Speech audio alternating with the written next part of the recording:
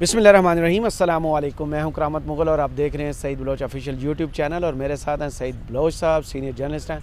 सईद बलोच साहब, मुफाहमत का बादशाह नमदार हुआ है इस्लामाबाद में। फजलुर रहमान से कल मुलाकात हुई थी, मोहम्मद अली दुरानी साहब की मुफाहमत पर बात हुई।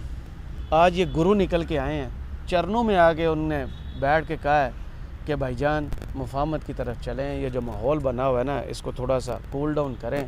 पीटीआई से भी बात करते हैं। ये हो क्या रहा है इस्लामाबाद में? बहुत शुक्रिया करामत मुग़ल साहब। देखें, पाकिस्तान पीपल्स पार्टी के हवाले से हम पहले भी मुतअद्दिद वीडियोस कर चुके हैं और पाकिस्तान पीपल्स पार्टी को इस वक्त एक ही दुख खाए जा रहा है, और वो दुख ये है कि जो सियासी केक है, उस सियासी केक में से हमारा हिस्सा किधर है। ये बुनियादी वो सवाल है जिसकी वजह से पिछले दिनों बिलावल बहुत ज़्यादा बयानात दे रहे थे, फिर नैयर बुखारी साहब की जानिब से एक बयान दिया गया। इसके अलावा पाकिस्तान पीपल्स पार्टी के जो दीगर क़यादत है वो भी इस तरह के बयानात देती रही है, और अब आप देखें कि आसिफ जरदारी साहब को ख़ुद सामने आना पड़ा है। और मेरी अपनी राय में, दानिस्त में, ये यहाँ पर अगर हम देखें तो बिलावल का जो मौक़िफ़ था ना, ये उसकी कामयाबी हमें नज़र आती है कि उसने जो नुक्ता उस वक्त उठाया था जब उसने कहा था कि 90 रोज़ में इंतखाबात होने चाहिए और लेवल प्लेइंग फील्ड की बात की थी, तो उसके बाद फिर अचानक आसिफ जरदारी साहब का बयान आया। कराची से हैदराबाद पहुंचे थे कि जी, वो 24 घंटे से पहले यू टर्न हुआ और पाकिस्तान पीपल्स पार्टी के ट्विटर हैंडल से भी ये बयानात बाकायदा जारी किए गए। तो कहने का मकसद ये है कि आसिफ जरदारी जहाँ पर तकरीबन ये कोई 1 महीने के बाद आके खड़े हुए हैं ना, बिलावल यहाँ से पहले यहीं पे खड़ा हुआ था। अगर ये उस वक्त बिलावल के इस मौक़िफ़ की हिमायत करते और उसको सपोर्ट करते। आपको याद होगा पहले भी एक दफ़ा हेलीकॉप्टर लेके डेरा इस्माइल खान गए थे जब वज़ीर ख़ारजा थे। जी, मौलाना फजलुर रहमान को मुज़ाकरात के कहने गए। मौलाना फजलुर रहमान साहब के पास इसलिए भी जाते हैं कि मौलाना फजलुर रहमान साहब पीडीएम के सदर हैं। आस्ताने से मुरादें पूरी हो जाती हैं। और नहीं, आस्ताने से हट के भी वो पीडीएम के सदर हैं, और पीडीएम चूँकि पाकिस्तान पीपल्स पार्टी पीडीएम की इत्तेहादी थी, पीडीएम में शामिल नहीं थी, तो इसलिए शायद वो मौलाना के पास गए हैं कि मौलाना साहब आप पीडीएम के सदर हैं और आपकी पीडीएम में शामिल एक जमात पाकिस्तान मुस्लिम लीग नून के ऊपर तमाम तर नवाज़शात हो रही हैं, और दूसरी जानिब हमें इग्नोर किया जा रहा है। बिलावल के बारे में पहला प्रोजेक्ट जो हमने इतलात सुनी थी कि इस्टेब्लिशमेंट शायद बिलावल को आइंदा वज़ीर आज़म बनाना चाहती है, और इस हवाले से हमने ये भी सुना, अपने जो पीपल्स पार्टी के करीब समझे जाने वाले कोई सहाफ़ी दोस्त हैं, वो बड़े खुलेआम दावा करते थे कि पीपल्स पार्टी 2/3 अक्सरियत लेगी। तो मेरा वो हासा निकल जाता था, सही बात है। और मैंने कहा यार, वो पंजाब के अंदर जिस जमात का वजूद नहीं है, खैबर पख्तूनख्वा में जिस जमात का वजूद नहीं है, वो जमात 2/3 अक्सरियत लेने के जो है वो दावे कर रही है। बहरहाल वो एक गुब्बारे के अंदर हवा भरी गई थी, लेकिन वो गुब्बारा अचानक ही जो है वो उसमें से हवा निकल गई और वो गुब्बारा जो है वो फट गया।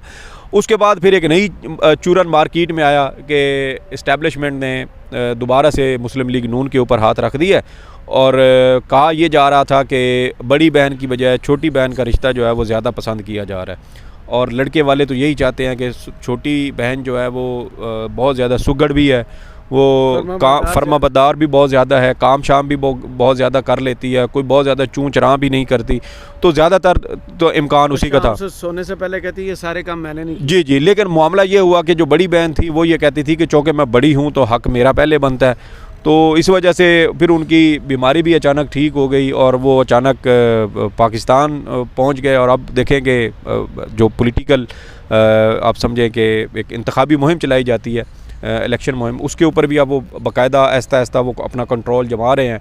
रियासती इदारे बिल्कुल उनके सामने सर तस्लीम खम कर चुके हैं, मुकम्मल उनको सपोर्ट फ्राहम की जा रही है। प्लान का बताया, प्लान एक और भी आ रहा है, मार्केट में अभी आने हैं कुछ सर्वेस कुछ दिनों के बाद, जिनका मकसद सिर्फ ये होगा जो मकबूल हैं उनको नीचे गिराया जाए और नहीं है उनको मकबूल दिखाया जाए, वोटर के ऊपर साइकोलॉजिकल इफेक्ट डाला जाए, ताकि पीटीआई के जो लोग हैं ना, ये प्रेस कॉन्फ्रेंस, ये बयानात सुन के ना वोट देने से ही पीछे हट जाए, और वोटिंग डे पर मायूस कौन सूरत हाल हो, पीटीआई का वोटर बाहर ना हो।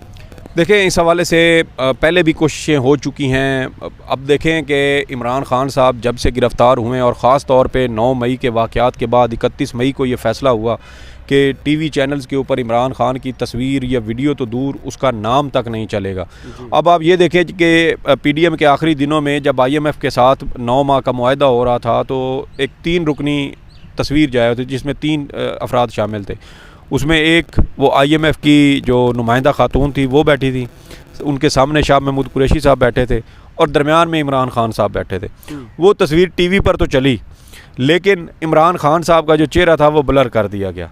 ये हमारे जो मीडिया की आज़ादी के ऊपर भी एक बहुत बड़ा सवालिया निशान था, एक धब्बा था कि मीडिया इस वक्त इश्तिहारात के लालच में इतना गिर चुका है कि इसने अपनी आज़ादी जो है वो भी गिरवी रख दी है और अपने पाँव में ख़ुद बेड़ियाँ लगा के चाबियाँ जो हैं वो दूसरे बंदे को दे दी हैं कि यह लें, ये चाबियाँ आप रख लें।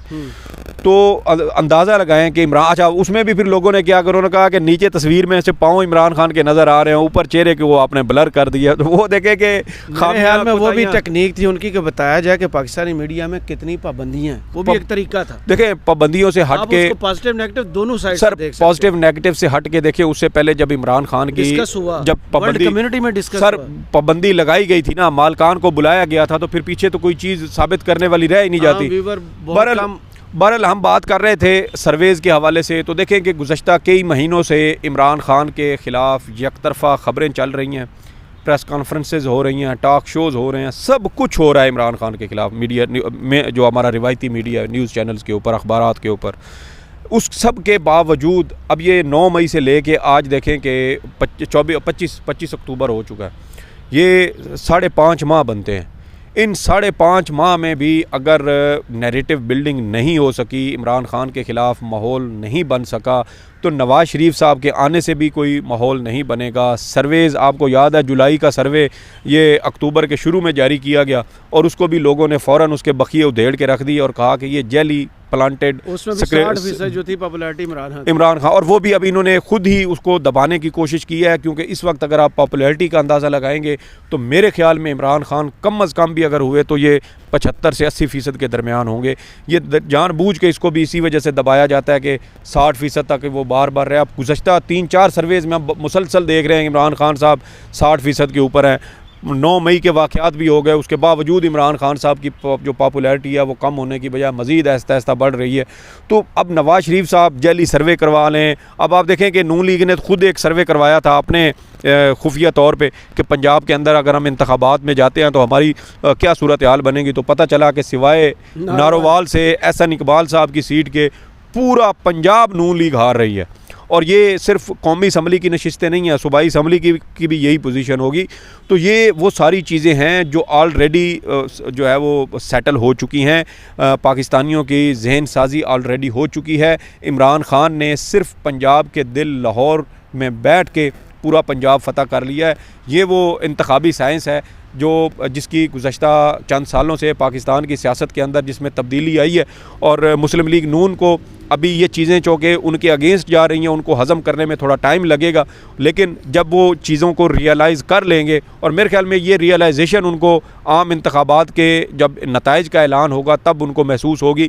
क्योंकि इस वक्त वो जिनके कंधों पर सवार है, जो उनके लिए सहूलतकारी कर रहे हैं, जो उनके लिए रास्तों के कांटे चुन चुन के साफ़ कर रहे हैं, जो उनके लिए अदालतों को घुटने टेकने पर मजबूर कर रहे हैं, अभी वो असल में उनकी उस सहूलत की वजह से नून लीग की आंखों की ऊपर नवाज शरीफ वापस आए, उन्होंने कहा मेरे दिल में इंतकाम नहीं है, तमन्ना ही नहीं है।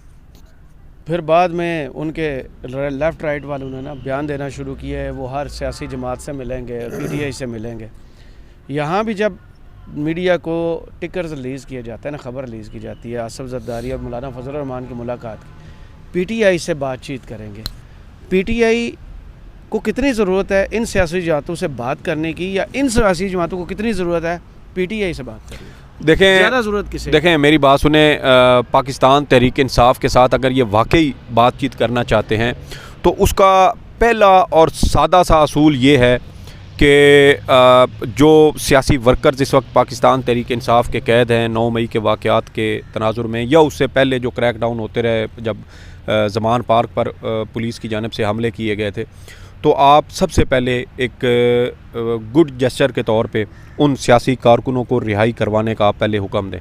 क्योंकि जब तक आप ये इस तरह के जेस्चर नहीं देंगे, कोई इस तरह का आपकी जानिब से कोई खैर सगाली का एक पैगाम नहीं जाएगा, तो PTI कभी भी आपके साथ मेरे ख्याल में नहीं बैठेगी। हाँ, वो इस हद तक आपके साथ हर वक्त बैठने को तैयार है। और जब पंजाब में इंतखाबात वाला केस चल रहा था तो उस वक्त भी PTI और PDM हुकूमत में 3 अदवार हुए थे मुज़ाकरात के, और एक पॉइंट एजेंडा है पाकिस्तान तहरीक इंसाफ का, और वो ये है कि इलेक्शन पे और देखें कि जो बात इमरान खान गुज़श्ता तकरीबन आप देखें कि 10 माह होने को हैं, जनवरी से लेके आज तक, और 10 माह से भी बल्कि 10.5 माह हो चुके हैं। 10.5 महीने से जो बात इमरान खान मुसलसल कर रहा था, ये लोग आज लितर खा के उसी बात के ऊपर आए हैं। तो वो देखें ना कि एक क्या कहते हैं कि चीज़ों को समझने के लिए जो इशारे इनको मिल रहे थे ये उन्होंने नहीं किए। अब जब अम्मा कुदरत ने यानी कि मदर नेचर ने और पाकिस्तान के जो सियासी एक निज़ाम है, अब जब इन्होंने वहाँ से ठुड्डे लाते खाई हैं ना, तो अब इनको अंदाज़ा हुआ है कि हाँ इमरान खान ठीक था। तो अब ये इमरान खान की उस तवाना आवाज़ को अपनी इस नहीफ़ और कमज़ोर आवाज़ के साथ मिलाना चाहते हैं, ताकि हमें भी ये जो आइन और जमहूरियत की बालादस्ती वाला जो चूरा नाम वो दोबारा से भेज सकें। अगरचे इन्होंने अपने हाथों खुद आइन और जमहूरियत और इन सब का कत्लेआम किया, अपने हाथों से आइन का गला घोंटा है। पंजाब में और खैबर पख्तूनख्वा में असम्बलियाँ तहलील होने के बाद अगर ये उस वक्त ये थोड़ी सी अपनी दानिश का मुजाहरा करते तो मेरे ख्याल में इस वक्त मुल्क के हालात मुख्तलिफ होते। तो अभी भी अगर ये पाकिस्तान तहरीक इंसाफ के साथ चलना चाहते हैं, क्योंकि पाकिस्तान तहरीक इंसाफ को इनकी ज़रूरत नहीं है, हाँ ये मजबूर ज़रूर है कि इंतखाबात के मामले में पाकिस्तान तहरीक इंसाफ इनके साथ आवाज़ उठाए। केसेस इस हवाले से सुप्रीम कोर्ट ऑफ पाकिस्तान में मौजूद हैं। बाकी अल्टीमेटली जो नताइज हैं वो अगर सुप्रीम कोर्ट कोई फ़ैसला दे भी सही तो वो माहौल और वो सारी चीज़ें सेटल तभी होंगी जब सियासी जमातें आपस में मिल बैठेंगी। तो साबिक चीफ़ जस्टिस उमर अता बंदयाल साहब भी यही कोशिश करते रहे थे। अब नए चीफ़ जस्टिस साहब आ चुके हैं। उम्मीद है कि सियासी दर्जा हरारत को नीचे लाने में सियासी जमातों के साथ साथ सुप्रीम कोर्ट का भी मैं समझता हूँ कि एक बहुत बड़ा रोल होगा, क्योंकि जब सुप्रीम कोर्ट तमाम सियासी जमातों से किसी की जब ये यकीन दहानियाँ लेगी, अंडरटेकिंग लेगी, कोई बयान हल्फी लेगी कि किसी किस्म की कोई सियासी किसी दूसरी सियासी जमात के साथ कोई महाजराई नहीं की जाएगी, इलेक्शन के अंदर माहौल पुरअमन रखा जाएगा, तो मेरे ख्याल में इस तरह की जब यकीन दहानियाँ सुप्रीम कोर्ट की जानिब से भी ली जाएंगी तो फिर हम ये तवक्को कर सकते हैं कि आइंदा आम इंतखाबात के लिए माहौल साजगार होगा। सियासी जो दर्जा हरारत बहुत ज़्यादा बढ़ चुका है वो जब थोड़ा सा नीचे आएगा तो फिर यकीनन इंतखाबात का रास्ता भी निकलेगा। चलें, बहुत शुक्रिया सईद बलोच साहब आपके तजिए का। कमेंट्स बॉक्स में ज़रूर बताइएगा वीडियो आपको कैसी लगी। इजाज़त दीजिए, अल्लाह हाफ़िज़।